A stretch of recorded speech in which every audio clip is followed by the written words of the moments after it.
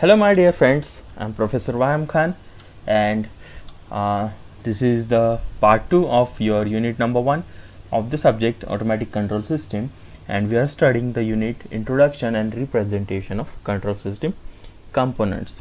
Now, today we will study about the feedback and the types of feedback and what are the essential requirements of a good control system. Now before proceeding to that, I'll request you to subscribe to my channel, like this video, and please study well.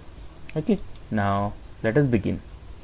What do you mean by feedback? In last lecture, we have seen the type of control systems. That first one was open loop control system, and second one was closed loop control system, which utilizes feedback signal for improving the output. Okay, now whatever output is generated is again fed back to your input signal or at your controller end, and that controller makes necessary changes accordingly and gives a controlled or a corrected output. Okay, now what do you mean by feedback? If either the output or some part of output is returned to the input side and utilized as a part of system input, then it is known as feedback. Okay, अगर कुछ part output का या output हम वापस से input को अगर supply करते हैं, कुछ पार्ट या जो आउटपुट है इसका कुछ पार्ट या पूरा आउटपुट अगर हम हमारे इनपुट को सप्लाई करते हैं वापस से, if we supply it and we utilise it as a new input, एक नया इनपुट बोल के अगर हम उसका इस्तेमाल करते हैं तो उस चीज़ को बोला जाता है फीडबैक. ओके, एनी आउटपुट और some part of output when it is returned to the input side and it is utilized as a part of system input, then it is known as feedback. Feedback plays an important role in order to improve the performance of the control system. कोई भी control system का जो performance है वो सबसे पहली चीज़ जो है वो फीडबैक के ऊपर डिपेंडेंट रहता है, क्योंकि हमारे फीडबैक पे से ही हमको पता चलता है कि हमको एक्चुअल में अगला एक्शन क्या लेना है, अगला सिग्नल क्या भेजना है, अगला प्रोसेस क्या करना है, कितने अमाउंट में करना है, करेक्टिव एक्शंस कौन से लेने हैं. So everything is related with your everything is dependent on your feedback. If your feedback is correct, then your next input or your coming inputs will be correct. Otherwise, if your feedback is incorrect, then it may happen that your coming results will also be incorrect. So in this chapter we'll discuss about the types of feedback and effect of feedback. Now the types of feedback, there are two types of feedback. First one is positive feedback and another one is negative feedback. Now we are only going to discuss some brief about this positive feedback and negative feedback today, because whenever we are solving some numerical, when we will start solving some numerical, at that time we'll get into deep study of this feedback. Okay, now positive feedback, क्या रहता है positive feedback? So positive feedback adds the reference input. Okay, now let me first explain to you this diagram. This is your input which is represented by RS. Okay, it is also called as a reference input. Okay, this is represented by RS. Then this is your error detector. Here any kind of error in your input, so by comparing your input with your feedback is detected and a corrected actuating signal is given to our controller. This is your controller. Okay, now the controller performs the action and it gives your controlled signal, or it is also known as output. Okay, so this output is again measured by something, some components, and it is again fed back to your input signal, where this action happens continuously. So your reference input is represented by RS and your controlled signal or your controlled output is represented by CS. Okay, now here the positive feedback, in positive type of feedback system हम क्या करते हैं कि जो feedback आने वाला है, जो भी फीडबैक हमको मिलने वाला है, इसको हम क्या करते हैं हमारे रेफरेंस सिग्नल से ऐड करते हैं. मतलब हमारे इनपुट का और हमारे रेफरेंस सिग्नल का क्या होता है, यहाँ पर एडिशन होता है. This will be added to your reference signal. Okay, feedback अगर पॉजिटिव है मतलब क्या है, जो सिग्नल रहेगा, जो भी हमारा फीडबैक का सिग्नल रहेगा, इसको हम क्या करेंगे, ऐड करेंगे हमारे रेफरेंस इनपुट में. Okay, this is your positive type of feedback system.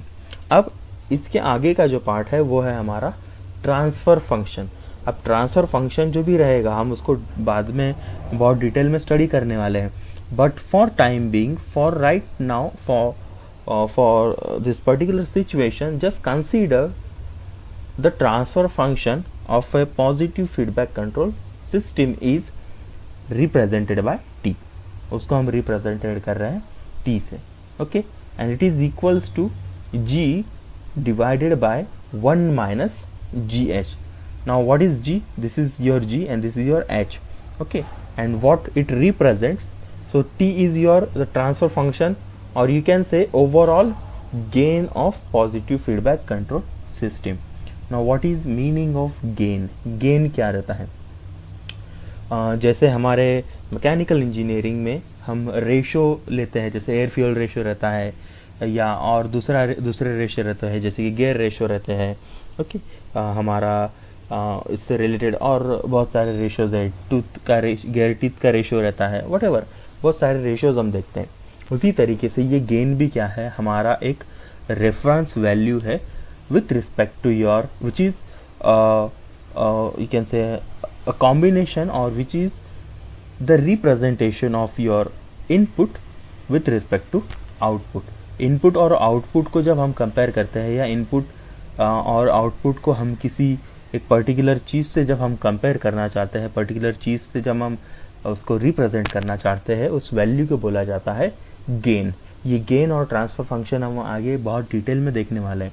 But फिलहाल के लिए गेन क्या है, हमारा आउटपुट और इनपुट का हमारा एक रेफरेंस वैल्यू है, एक रेफरेंस वैल्यू, जैसे कि रेशो है, जैसे इनपुट अपॉन आउटपुट. ओके, जैसे हमारे फॉर्मूले रहते हैं, उसी तरीके से ये गेन क्या है, हमारा आउटपुट और इनपुट का एक वैल्यू है. Okay, now this is your G. Now G is the open loop gain. जो हमारा कंट्रोलर है उसका वो क्या है, गेन है. मतलब कंट्रोलर के आउटपुट का और इनपुट का हमारा रेशो है, समझ लो, which is the function of frequency. It is a function of frequency, वो फ्रीक्वेंसी के ऊपर डिपेंडेंट है. और एच क्या है, H is the gain of feedback. मतलब फीडबैक को भी कुछ सिग्नल इनपुट रहेगा, उस हिसाब से वो आउटपुट देगा. जैसे कि यहाँ पर ये हमारा फीडबैक सिस्टम है, ये जो दिख रहा है block, this is our feedback system. For this feedback element, this one is input signal which is coming from the controller. Okay, now this one is input signal, and it depending on this input signal, it is giving some output. So this is our output signal which is going back to error detector. Okay, so again this one is having some input and output, so there will be some gain related with these two values of your feedback element. So this is h is the gain of your feedback path, which is again function of frequency. So the transfer function of any positive feedback control system is given by g upon 1 minus gh. Now let's go to the second type of feedback system, that is your negative feedback system. Positive में क्या था, जो feedback रहता था उसको हम क्या करते थे, हमारे रेफरेंस इनपुट के साथ में ऐड करते थे. अब यहाँ पर हम क्या करेंगे, हमारे रेफरेंस इनपुट में से इसको रिड्यूस करेंगे, मतलब सब्ट्रैक्ट करेंगे. We will minus it from the reference input. जो भी हमारा फीडबैक का सिग्नल रहेगा उसको माइनस किया जाएगा रेफरेंस इनपुट में से. Okay, now this is nothing but your negative feedback system. हम कौन सा भी यूज़ कर सकते हैं, पॉजिटिव टाइप भी, नेगेटिव भी. इसमें से हमको दोनों से ही कंपैरिजन करना पॉसिबल है. ओके, नाउ नेगेटिव के लिए जो ट्रांसफ़र फंक्शन है, it will be like this. T is equals to G upon 1 plus GH. Now you can see here plus sign is present here, and in positive minus sign is present there. Okay, so again the representations are same. T is nothing but your overall gain or transfer function, G is the open loop gain, H is the feedback path gain. Okay, now what is the use of this formula? Okay, now this formula, if you see it, if you look at this equation number 2, you will come to know that the value of your overall gain means overall output को अगर हम input से compare करें तो ये जो value है it will be dependent on this 1 plus G H. ये जो नीचे है 1 प्लस जी एच, इसके ऊपर क्या रहेगा, हमारा ओवरऑल गेन फंक्शन डिपेंडेंट रहेगा. So this 1 plus G H is going to affect the value of your overall gain. It may increase, it may decrease depending on the value of this one. Okay, similarly for equation number 1, this will be dependent on 1 minus gh, the value of overall gain. जो हमारा transfer function है, total gain जो है वो dependent है 1 minus जी H पे. फिलहाल के लिए आप इतना ही ध्यान में रखिए. जो इसका आगे का पार्ट है हम उसको और डेप्थ में डिटेल में बाद में स्टडी करेंगे. But let's go to the next point here, and that is your essential requirements of a good control system. एक अच्छे कंट्रोल सिस्टम की requirements क्या क्या है, कंट्रोल सिस्टम में क्या क्या प्रेजेंट होना चाहिए. How a control system should be there if it has to be a good control system. So first one, उसका focus on objective. जो उसका ऑब्जेक्टिव है उसके ऊपर उसका फोकस होना चाहिए. जो भी हमारा कंट्रोल सिस्टम रहेगा इसको हमने कुछ ऑब्जेक्टिव दिया रहेगा, जैसे कि 10 यूनिट सप्लाई करना है, 20 यूनिट सप्लाई करना है, 15 यूनिट सप्लाई करना है. अगर हम इसको डिलीवरी से रिलेट करते हैं तो या डिस्पैच से रिलेट करते हैं तो मुझे डिस्पैच में 10 यूनिट जाने चाहिए या मेरा डिस्पैच करेक्ट होना चाहिए, ये उसका ऑब्जेक्टिव है. So this objective has to be clear and the focus of your control system should be on the number of items to be dispatched. Okay, this will be your focus on objective. So a good control system should have focus on objective. Second is your suitability. ये जो organisation है उसको suitable होना चाहिए. अब ऐसा नहीं है कि छोटी कंपनी है और उसको आप हाई फाई कंट्रोल सिस्टम्स दे दे रहे हो, उसको अफोर्ड भी करते आना चाहिए, उसको वो हैंडल भी करते आना चाहिए, उसके वर्कर्स को उसका यूज़ भी करते आना चाहिए. So it should be suitable to the organisation. Promptness, the control system should be prompt, वो प्रॉम्प्ट होनी चाहिए. This is it should find out the deviations quickly. जो भी गलतियाँ हो रही है, मतलब जो हमारा आउटपुट है अगर वो गलत है तो ये फटाक से क्या करना चाहिए, उसने फीडबैक के ज़रिए हमारे कंट्रोलर को बता देना चाहिए ताकि जल्द से जल्द क्या किया जाए, करेक्टिव एक्शन लिया जाए. So this should be the control system should be prompt. Next one is flexibility. The system should be flexible, वो फ्लेक्सिबल होना चाहिए. It should match with the plans, the situations, environments. It should be flexible according to organisation. मतलब एक आधी organisation में वो apply हो रहा है तो वो सिमिलर ऑर्गेनाइजेशन में दूसरी जगह पर भी यूज़ करता आना चाहिए. Okay, it should be applicable to various fields. Then again it should be forward looking. What do you mean by forward looking? The control system should be forward looking. It should forecast the future deviation. जैसे कि अगर मेरे पास में 10 readings आए हैं output के, मेरे पास में 10 रीडिंग्स हैं आउटपुट के, और इन 10 रीडिंग्स में मुझे ये पता चल रहा है कि मेरा जो आउटपुट है ये 2 यूनिट प्लस डेविएट हो रहा है. कितने यूनिट्स? 2 यूनिट्स प्लस डेविएट हो रहा है फ्रॉम लास्ट 10 रीडिंग्स. सो ये कंट्रोल सिस्टम ने पहले ही फोरकास्ट कर देना चाहिए कि 11वां जो रीडिंग आने वाला है या 12वां जो रीडिंग आने वाला है, it may happen that it is also deviated by +2 units. So this is nothing but forecasting the coming outputs. आने वाले जो आउटपुट्स हैं, आने वाले जो रिजल्ट्स हैं, वो डेविएट होंगे, वो हमारे ओरिजिनल से वेरी करेंगे, ये चीज़ हमारे कंट्रोल सिस्टम ने पहले ही हमारे ओरिजिनल सिस्टम को क्या करना ज़रूरी है, बताना ज़रूरी है। ओके और उस हिसाब से it should also take steps to prevent these future deviation. Okay now it should be economical, सबको अफोर्ड करते आना चाहिए, इस हिसाब से ये कंट्रोल सिस्टम होनी चाहिए।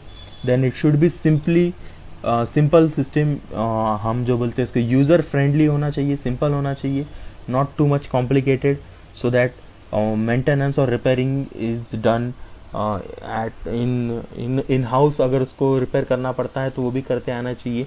ऐसा हमारा सिस्टम सिंपल होना चाहिए।